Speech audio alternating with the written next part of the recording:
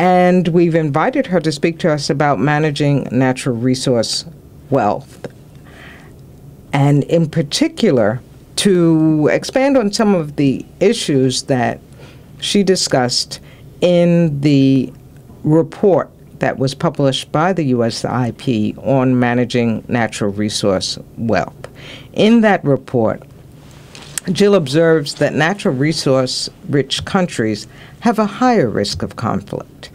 And I would like you to tell us more about what factors lead to this vulnerability, and why is it critical that countries or subnational entities such as South Sudan have effective control of their natural resource wealth and related facilities? Thank you very much. That's a interesting question that goes right to the core of the issues. Oil and gas typically yields very substantial profits. Those profits get shared between the companies that produce the oil and gas on the ground and the government.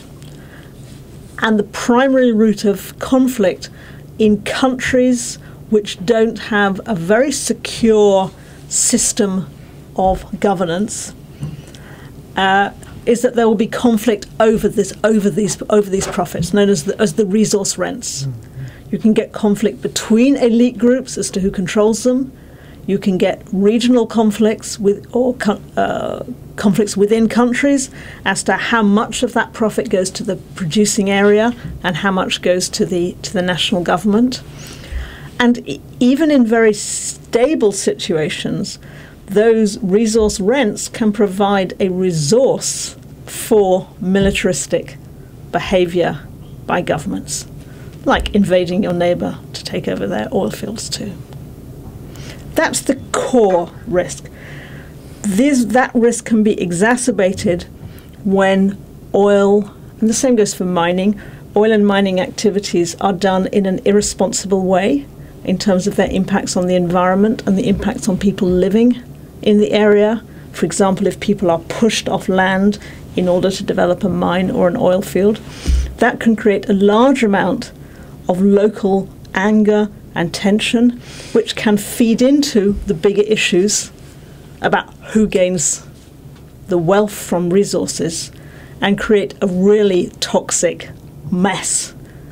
For example, that which exists at the moment in the Niger Delta, where the combination of environmental damage, social damage, and misuse of oil revenues over very many years has created a situation of extreme violence and instability for the people living in the region, as well as for the oil industry.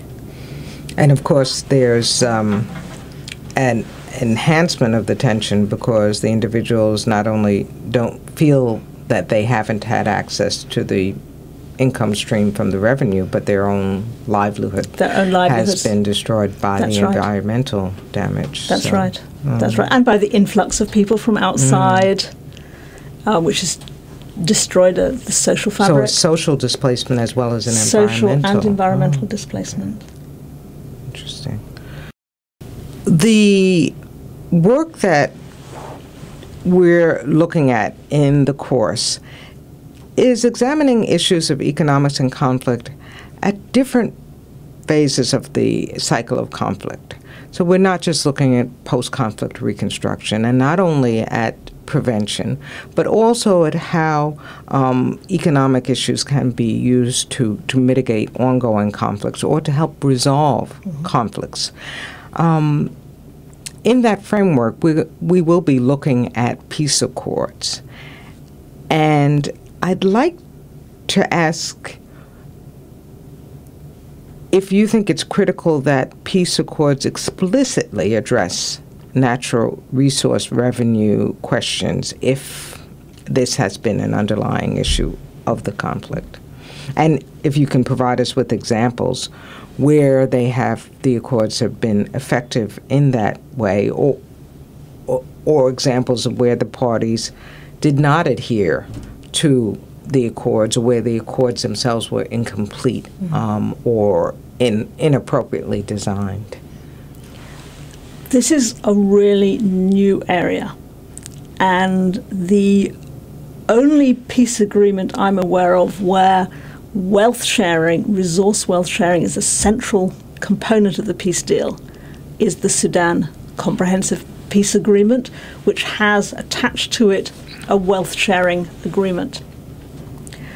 There are nods in the direction of organizing wealth sharing in, for example, the Constitution of Iraq, in the post-war Constitution of the Democratic Republic of the Congo, but in neither of these cases do they go into any substantive detail about exactly the mechanics of wealth sharing. They're very, very partial, and as we know in Iraq, it's been an ongoing issue of real tension, the filling out of the provisions for oil wealth sharing. In the case of Sudan, it's a pretty comprehensive agreement on paper. It talks about how revenues will be shared. Revenues from existing fields will be shared between the North and the South. It establishes a mechanism for moving forward with issuing future concessions. So the basic building blocks are mostly there, but there have been two very substantial problems in its implementation.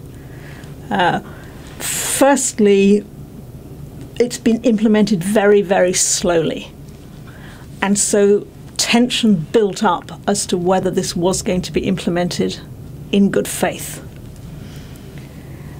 Secondly, so the slowness has been not only about actually sharing the existing money, but it's been also in delineating the boundary between what is the North and what is the South, which has an effect going forward.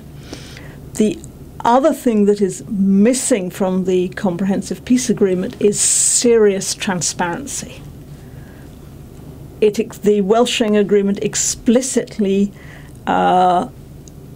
restricts to a small group of people in the National Commission set up to manage this the detailed information about the resource concession contracts and about exactly what money is coming in.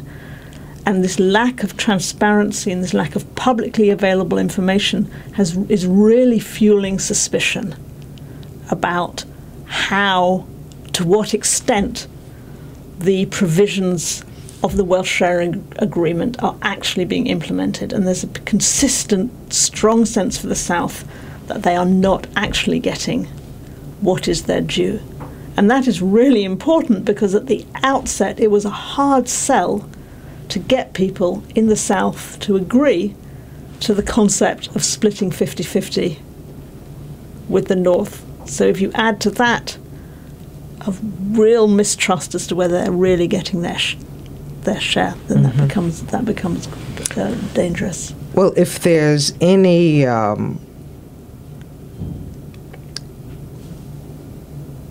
echo in your paper, it's very explicitly about the need for transparent and accountable systems. I think that in your reference to the need to the lack of transparency in the peace accord is simply another example of how the lack of a transparent and accountable system impedes the both economic and political progress that countries are striving for.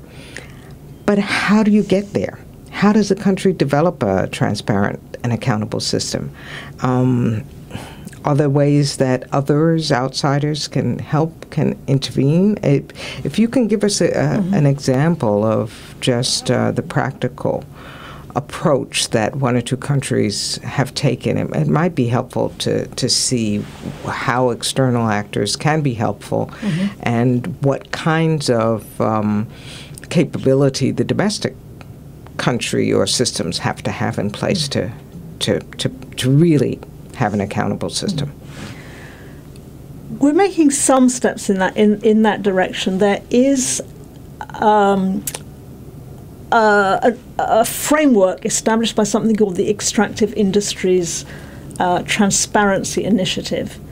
This started in 2002, very much as a voluntary scheme under which companies would commit to disclosing publicly what they were paying to governments. Governments would commit to disclosing publicly what they had received, and there would be a procedure for trying to resolve any discrepancy.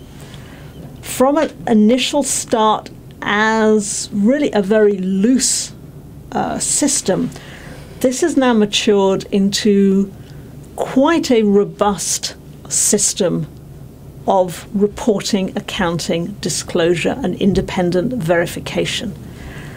And at the moment, 23 countries are at the early stages of working this system. But they decide on a voluntary basis whether to go in or not. So, for example,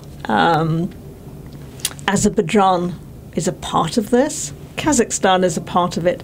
Nigeria is developing its own version of this scheme, but Angola isn't. Sudan isn't. Iraq is talking about joining it. And this is becoming quite a robust scheme for getting at least transparency about who is paying what and where and what the government is receiving. And the World Bank has a trust fund financed substantially, but I think not wholly, by the Norwegian government to provide technical assistance to countries that choose to implement this scheme. And that technical assistance involves both technical assistance to the governments, but also to civil society. Because within this EITI, Extractive Industries Transparency Initiative framework, there's an explicit role for civil society to be part of the management team. Now, within that, are you seeing certain oil and gas companies playing a leadership role, showing a willingness and perhaps even encouraging the countries themselves to engage? Some of the very large oil and gas companies played a leadership role in actually getting the Extractive Industries Transparency Initiative launched. And this was because they were themselves under huge attack from NGOs as essentially colluding in a system by which resource revenues were abused. And a number of companies, I think it's about 15, 20, are official supporters of EITI. But the other thing is that in every country that implements EITI, all of the companies that operate there must disclose the information. And that's really the important part. So it's moved from something that was really driven a little bit initially by NGOs and companies into a government-led initiative now. And I think that's important. That said, EITI is a really good step forward, but it doesn't deal with two important bits of the piece.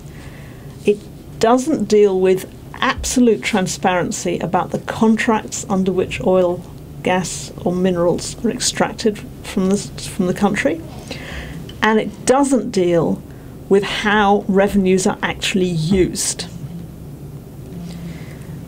The World Bank has developed a more comprehensive scheme that they call EITI++, and they have funds to help countries that want to do that. There is, in my view, a problem, which is that the oil, gas and mining industry overall still prefers not to have concession contracts made public. So there are very few exceptions. So, for example, in Azerbaijan, BP publicly released the entire terms under which it was extracting oil and gas. But this hasn't been followed up by other companies in other locations. And so there's still an underlying uncertainty everywhere as to how fair the contracts are, how honestly they have actually been sold. And I think this is very bad news for conflict prevention and resolution. And it's also, I think, very bad news for the reputations of the companies, because most people that in many, many resource-rich countries assume that contracts are corrupt and feel angry that their wealth is being stolen. I actually think in many cases that is not the case and that the contracts are fair, but until they're put out in public, then nobody knows. And have any of the companies explained their motivation, the motivation underlying their reluctance? In many cases, it's a chicken and egg thing, that the contracts contain confidentiality clauses put in place by the governments. But I still don't see I don't see the push that I would like to see from companies to bring this out into the open. The conditions in which that change could happen might now be taking place, because over 2003 to mid-2008, we had this resource boom. In a resource boom, the power goes to the governments who are selling contracts, because everyone wants to buy them. Now that prices have dropped, companies are less interested in going into some more high-risk areas because they're less desperate to get hold of concessions. Then the power flips back, so if the companies wanted to push for transparency, I think they've got a bit more leverage now. That's interesting, because as an economist, we often think of the interaction of supply and demand as giving us price, but you've pointed out that price itself may help in the allocation of power. And so there are these complex interactions of some quantifiable economic variables, but also the social and political factors that come together. But I must thank you for giving us some guidance and understanding what is for many of us a very challenging and yet critical, important issue for us to understand in this analysis of the interaction of conflict in economics. Thank you. Well, thank you very much for giving me the opportunity, and I hope it's clear. Good. Okay.